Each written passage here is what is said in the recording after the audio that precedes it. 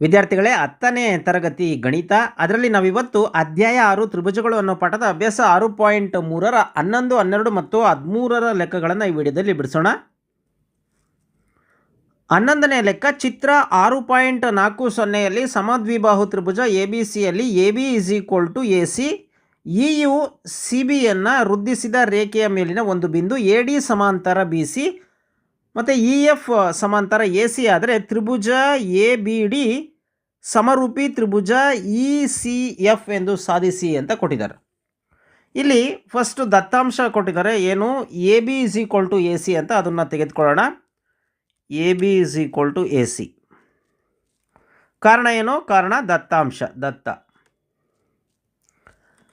ಈಗ ನಮಗೆ ಗೊತ್ತಿದೆ ಏನು ಇದರಲ್ಲಿ ಯಾವ್ದು ನೋಡಿ, ಎ ಬಿ ಇದು ಅದಾ, A B next A C ಇದು ಅದಾ. ಈ ಆಗಿರೋದ್ರಿಂದ ನಮಗೆ ಏನು ಅಂತಂದರೆ ಈ ಸಮವಾಗಿರ್ತಕ್ಕಂಥ ಬಾಹುಗಳ ಅಭಿಮುಖ ಕೋನಗಳು ಏನಾಗಿರ್ತವೆ, ಪರಸ್ಪರ ಸಮನಾಗಿರ್ತವೆ. ಸೊ ಹಾಗಾಗಿ C is equal to B ಅಂತ ಬರಿತೀನಿ ನಾನು. C is equal to B. ಕಾರಣ ಸಮಬಾಹುಗಳ ಅಭಿಮುಖ ಕೋನಗಳು ಅಂತ. ಕಾರಣ ಸಮಬಾಹುಗಳ ಅಭಿಮುಖ ಕೋನಗಳು.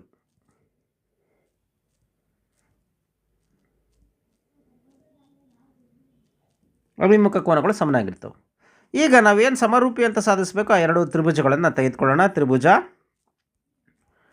ಎ ಬಿ ಡಿ ಮತ್ತು ತ್ರಿಭುಜ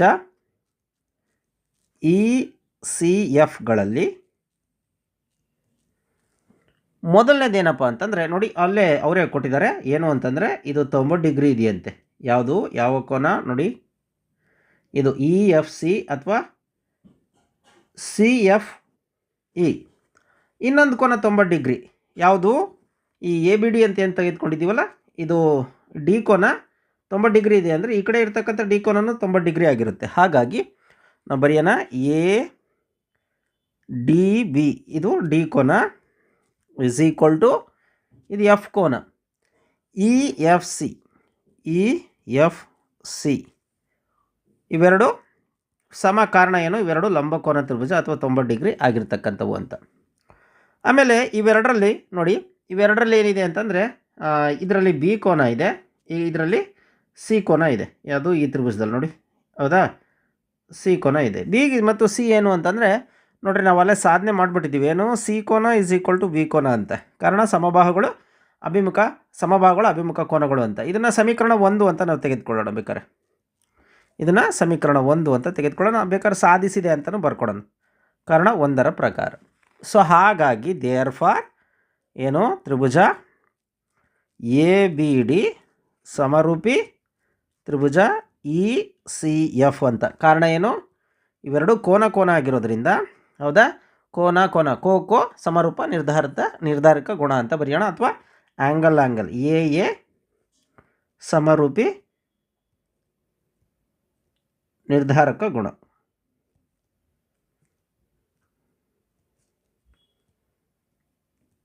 ಇಷ್ಟು ಬರೆದ್ರೆ ಈ ಲೆಕ್ಕ ನಾವು ಸಾಧನೆ ಮಾಡ್ದಂಗೆ ಆಗತ್ತೆ. 12ನೇ ಲೆಕ್ಕ ಚಿತ್ರ 6.41ರಲ್ಲಿ ತ್ರಿಭುಜ ಎ ಬಿ ಸಿಯ ಬಾಹುಗಳಾದಂಥ ಎ ಬಿ ಮತ್ತು ಬಿ ಸಿ ಹಾಗೂ ಮಧ್ಯರೇಖೆ ಎ ಡಿಗಳು ಕ್ರಮವಾಗಿ ತ್ರಿಭುಜ ಪಿ ಕ್ಯೂ ಆರ್ನ ಬಾಹುಗಳಾದಂಥ ಪಿ ಕ್ಯೂ ಕ್ಯೂ ಆರ್ ಹಾಗೂ ಮಧ್ಯರೇಖೆಯಾದಂಥ ಪಿ ಎಮ್ನೊಂದಿಗೆ ಸಮಾನುಪಾತದಲ್ಲಿದ್ದರೆ ತ್ರಿಭುಜ ಎ ಬಿ ಸಿ ಸಮರೂಪಿ ತ್ರಿಭುಜ ಪಿ ಕ್ಯೂ ಆರ್ ಎಂದು ಸಾಧಿಸಿ ಅಂತ ಕೊಟ್ಟಿದ್ದಾರೆ. ಇಲ್ಲಿ ಚಿತ್ರನೂ ಅವರೇ ಕೊಟ್ಬಿಟ್ಟಿದ್ದಾರೆ. ಕೊಟ್ಬಿಟ್ಟು ಏನು ಹೇಳಿದ್ದಾರೆ, ಎ ಬಿ ಸಿ ಏನು ತ್ರಿಭುಜ ಇದೆ ಎ ಬಿ ಸಿ, ಇದರ ಬಾಹುಗಳು ಎ ಬಿ ನೋಡಿ, ಅದನ್ನು ಬರಿತಾ ಹೋಗೋಣ. ಯಾವುದು ಎ ಬಿ ಬಾಹು ಅದಕ್ಕೆ ಪಿ ಕ್ಯೂಗೆ ಏನೋ ಸಮಾನುಪಾತದಲ್ಲಿ ಇದೆ ಅಂತ ಅದನ್ನು ಬರೆಯೋಣ, ಪಿ ಕ್ಯೂ. ಕರೆಕ್ಟಾ? ನೆಕ್ಸ್ಟು ಇನ್ನೊಂದು ಯಾವುದು ಬಿ ಸಿ ಆದಂತೆ ಅದು ಕ್ಯೂ ಆರಿಗೆ ಸಮರೂಪವಾಗಿದೆ, ಅದನ್ನು ಬರೆಯೋಣ. B C divided by Q R is equal to ಕೊನೆಗೆ ಎ ಡಿ ಉಳಿತು, ಮಧ್ಯರೇಖೆ ಇದರಲ್ಲಿರ್ತಕ್ಕಂಥ ಮಧ್ಯರೇಖೆ ಇದರಲ್ಲಿರ್ತಕ್ಕಂಥ ಮಧ್ಯರೇಖೆಗೆ ಸಮಾನುಪಾತದಲ್ಲಿ ಇರುತ್ತೆ ಪಿ ಎಮ್. ಇದು ಕಾರಣ ಏನು, ಅವರೇ ಕೊಟ್ಬಿಟ್ಟಿದ್ದಾರೆ, ದತ್ತಾಂಶ, ದತ್ತ. ಈಗ ನಾವು ನೋಡಿ ಏನು ಮಾಡ್ಬೋದು ಅಂತಂದರೆ A B by P Q ನೋಡಿ. ಬಿ ಸಿ ಅಂತಂದರೆ ಇದು ಕಂಪ್ಲೀಟ್, ಇದು ಬಿ ಸಿ ಇದು, ಹೌದಾ. ಕ್ಯೂ ಆರ್ ಅಂತಂದರೆ ಇಲ್ಲಿಂದ ಇಲ್ಲಿವರೆಗೆ ಕ್ಯೂ ಆರ್.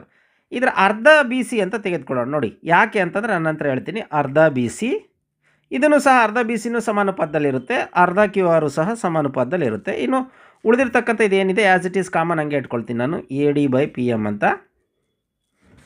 ಈಗ ನೋಡಿ A B by P Q is equal to ಅರ್ಧ ಬಿ ಸಿ ಅಂದರೆ ಏನಂತ ತೊಗೋಬೋದು ನಾವು, ಅರ್ಧ ಬಿ ಸಿ ಅಂತಂದರೆ ಬಿ ಡಿ ಅಂತ ತೊಗೋಬೋದಾ. ಸೊ ಹಂಗಾಗಿ ಬಿ ಡಿ ಡಿವೈಡೆಡ್ ಬೈ ಇದರಲ್ಲಿ ಅರ್ಧ ಕ್ಯೂ ಆರ್ ಅಂತಂದರೆ ಕ್ಯೂ ಎಮ್ ಅಂತ ತೊಗೋಬೋದಾ. ಸೊ ಹಂಗಾಗಿ ಕ್ಯೂ ಎಮ್, ಇದು ಕ್ಯೂ ಎಮ್ ಆಗುತ್ತೆ, ಇದು ಅರ್ಧ ಅಂದರೆ ಬಿ ಡಿ ಆಗುತ್ತೆ. ಸೊ ಇಸ್ ಈಕ್ವಲ್ ಟು ಇದು ಉಳಿದಿರತಕ್ಕಂಥದ್ದು ಆ್ಯಸ್ ಇಟ್ ಈಸ್ ಹಂಗೆ ಬರ್ಕೊಳ್ತೀನಿ ನಾನು, A D by P M. ಈಗ ನೋಡಿ ಇದರಿಂದ ನಮಗೇನು ಗೊತ್ತಾಗತ್ತೆ, ತ್ರಿಭುಜ ಎ ಬಿ ಡಿ ಸಮರೂಪಿ ತ್ರಿಭುಜ ಪಿ ಕ್ಯೂ ಎಮ್. ಯಾವ ಗುಣ, ಯಾಕಂದರೆ ಬಾಹುಗಳು ಎಲ್ಲವೂ ಬಾಹುಗಳು ಇರೋದ್ರಿಂದ, 3 ಬಾಹು ಇರೋದ್ರಿಂದ ನಾವೇನು ಮಾಡೋಣ, ಬಾಹು ಬಾಹು ಬಾಹು ಬಾ ಬಾ ಬಾ ಅಥವಾ side side side S S A ಸಮರೂಪ ನಿರ್ಧಾರಕ ಗುಣ, ಎಸ್ ಎಸ್ ಎಸ್ ಸಮರೂಪ ನಿರ್ಧಾರಕ ಗುಣ.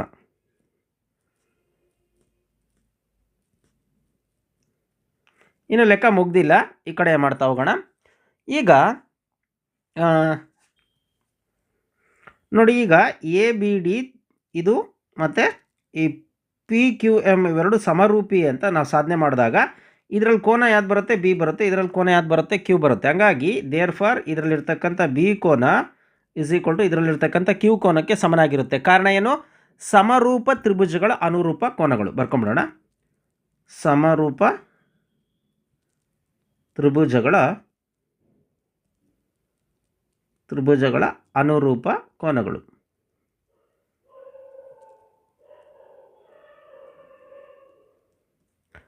ಇದನ್ನು ನಾನು ಸಮೀಕರಣ 1 ಅಂತ ತೆಗೆದುಕೊಳ್ತೀನಿ. ಈಗ ನಾವು ಸಾಧನೆ ಏನು ಮಾಡಬೇಕು, ಇವೆರಡು ಸಮರೂಪಿ ಅಂತ ಸಾಧನೆ ಮಾಡಬೇಕಲ್ಲ, ಇವೆರಡು ತ್ರಿಭುಜಗಳನ್ನು ತಗೊತೀನಿ. ತ್ರಿಭುಜ ಎ ಬಿ ಸಿ ಮತ್ತು ತ್ರಿಭುಜ ಪಿ ಕ್ಯೂ ಆರ್ಗಳಲ್ಲಿ ನೋಡಿ, ಅಂದರೆ ಈ ದೊಡ್ಡ ತ್ರಿಭುಜ ಎ ಬಿ ಸಿ ಮತ್ತು ಪಿ ಕ್ಯೂ ಆರ್ಗಳಲ್ಲಿ ಇವೆರಡರಲ್ಲೂ ನೋಡಿ ಬಿ ಮತ್ತು ಇದರಲ್ಲಿ ಕ್ಯೂ ಇದೆ. ಸೊ ಹಂಗಾಗಿ ಬಿ ಕೋನ ಇಸ್ ಈಕ್ವಲ್ ಟು ಕ್ಯೂ ಕೋನ ಅಂತ ತೆಗೆದುಕೊಂಡ್ಬಿಡ್ತೀವಿ. ನೋಡಿ B is equal to Q ಆಗುತ್ತೆ. ಕಾರಣ ಏನು, ಸಮೀಕರಣ 1ರ ಪ್ರಕಾರ. ಇಲ್ಲಿ ನಾವೇನು ಮಾಡಿದ್ವಲ್ಲ 1 ಅಂತ, ಸಮೀಕರಣದ ಪ್ರಕಾರ B is equal to Q ಆಗುತ್ತೆ. ನೆಕ್ಸ್ಟ್ ನೋಡಿ ಇಲ್ಲಿರ್ತಕ್ಕಂಥ A B by P Q ಏನಿದೆ ಇದನ್ನು ಆ್ಯಸ್ ಇಟ್ ಈಸ್ ಬರ್ಕೊಳ್ಳೋಣ, ಎ ಬಿ ಬೈ ನೋಡಿ ಇಲ್ಲಿ ಆ್ಯಸ್ ಇಟ್ ಈಸ್ ಇದರಲ್ಲಿ ಈ ತ್ರಿಭುಜದಲ್ಲಿ ಎ ಬಿ ಅಂತ ಬರ್ಕೊಳ್ತೀನಿ, ಹೌದಾ. ಇದ್ರ ನೆಕ್ಸ್ಟ್ ಕೆಳಗೆ ಪಿ ಕ್ಯೂ ಅಂತ ಬರ್ಕೊಳ್ತೀನಿ. P Q is equal to next ನೋಡಿ ಬಿ ಸಿ, 2 ಮತ್ತು 3ನೇ ಅಕ್ಷರ ಬಿ ಸಿ. ಇಲ್ಲಿ ನೋಡಿ ಅದ್ರ ಕೆಳಗೆ ಕ್ಯೂ ಆರ್ ಅಂತ ಬರ್ಕೊಳ್ತೀನಿ. ಸೊ ಇದು ದತ್ತದ ಪ್ರಕಾರನೂ ತೊಗೋಬೋದು ನಾವು. ಕಾರಣ ಏನು, ದತ್ತ ಇಲ್ಲೇನು ಬರೆದಿದ್ವಲ್ಲ ಸ್ಟಾರ್ಟಿಂಗ್ಗೆ, ದತ್ತ ಅವ್ರು ಕೊಟ್ಟರೋ ಏನು ಈ ತ್ರಿಭುಜಗಳು ಸಮರೂಪದಲ್ಲಿದ್ದಾವೆ ಅಂತೇಳಿ, ಸಮಾನುಪಾತದಲ್ಲಿದ್ದಾವೆ ಅಂತ ಅದ್ರ ಪ್ರಕಾರನೂ ಸಹ ಬರ್ಕೋಬೋದು. ಸೊ ಈ 2 ನಿಯಮಗಳು ಯಾವುದು, ಒಂದು ಕೋನ ಮತ್ತು 2 ಬಾಹುಗಳು. ಸೊ ಹಾಗಾಗಿ ದೇರ್ ಫಾರ್ ತ್ರಿಭುಜ ಎ ಬಿ ಸಿ ಸಮರೂಪಿ ತ್ರಿಭುಜ ಪಿ ಕ್ಯೂ ಆರ್. ಕಾರಣ ಏನು, ಯಾವ ಗುಣ, ಬಾಹು ಕೋನ ಬಾಹು, ಹಂಗಾಗಿ ಸೈಡ್ ಆ್ಯಂಗಲ್ ಸೈಡ್ ಸಮರೂಪಿ ನಿರ್ಧಾರಕ ಗುಣ ಅಂತ ಬರೆದ್ಬಿಟ್ರೆ ಸಾಕು. ಸಮರೂಪಿ ನಿರ್ಧಾರಕ ಗುಣ.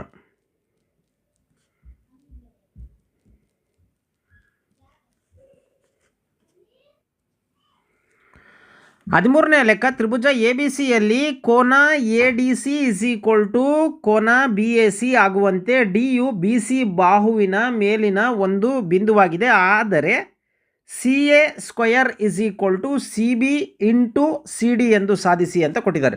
ಈಗ ತ್ರಿಭುಜ ಎ ಬಿ ಸಿ ಕೊಟ್ಟಿದ್ದಾರೆ. ಸೊ ಎ ಬಿ ಸಿಯನ್ನು ಬರ್ಕೊಳ್ಳೋಣ ನಾವು.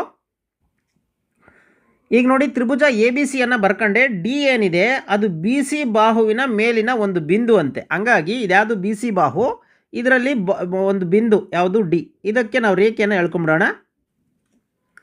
ಇಲ್ಲಿ ಕೋನ ನೋಡಿ ಎ ಡಿ ಸಿ ಅಂದರೆ ಯಾ ಕೋನ, ಎ ಡಿ ಸಿ ಅಂದರೆ ಈ ಕೋನ, ಹೌದಾ. Next B A C, B ಇಲ್ಲಿ ಬಿ ಎ ಸಿ ಅಂದರೆ ಇದು ಈ ಕೋನ, ಇವೆರಡು ಸಮ ಅಂತ ಕೊಟ್ಟಿದ್ದಾರೆ.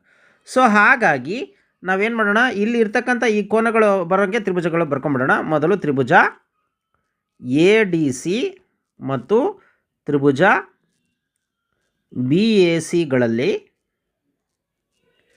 ಏನು ಅಂತಂದರೆ ಇದನ್ನೇ ಬರ್ಕೊಂಬಿಡೋಣ. ಎ ಡಿ ಸಿ ಕೋನ is equal to B A C. ಹೌದಾ? ಕಾರಣ ಏನು? ಕಾರಣ ದತ್ತಾಂಶ. ನೆಕ್ಸ್ಟು ನೋಡಿ, ಇವೆರಡೂ ತ್ರಿಭುಜಗಳಲ್ಲೂ ಸಿ ಕಾಮನ್ ಆಗಿದೆ. ಹೌದಾ? ಯಾವುದರಲ್ಲಿ? ಎ ಡಿ ಸಿ ಅಂದರೆ ಯಾವುದು? ಇದು ಬರುತ್ತೆ. ಎ ಡಿ ಸಿ ಅಂದರೆ ಇದು ಬರುತ್ತೆ. ನೆಕ್ಸ್ಟು ಬಿ ಎ ಸಿ ಅಂತಂದರೆ ಈ ದೊಡ್ಡ ತ್ರಿಭುಜದಲ್ಲೂ ಸಿ ಬರುತ್ತೆ. ಹಾಗಾಗಿ ಸಿ ಏನಿದೆ ಎರಡರಲ್ಲೂ ಕಾಮನ್ ಇದೆ. ಹಾಗಾಗಿ C is equal to C. ಕಾರಣ ಏನು? ಇದು ಸಾಮಾನ್ಯ.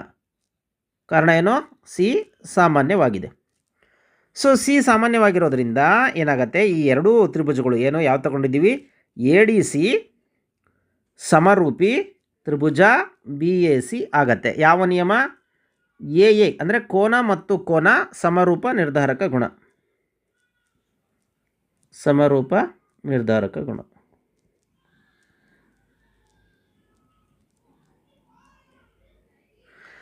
ಈಗ ನೋಡಿ, ಇದರಲ್ಲಿ ಏನಿದೆ, ಎರಡೂ ತ್ರಿಭುಜಗಳಲ್ಲಿ ನಾನು ಏನು ಬರಿತೀನಿ ನೋಡಿ, ಇಲ್ಲಿ ಎ ಅಥವಾ ಸಿ ಎ ಹಿಂಗೆ ಬರಿತೀನಿ ನೋಡಿ.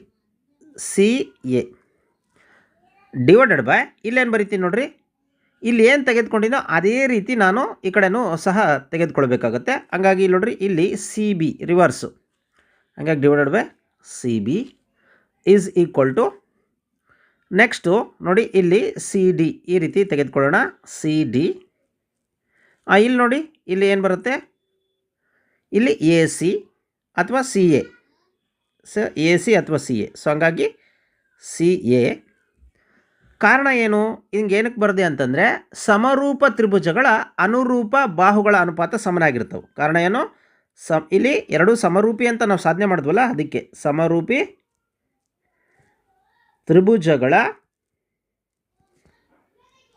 ತ್ರಿಭುಜಗಳ ಅನುರೂಪ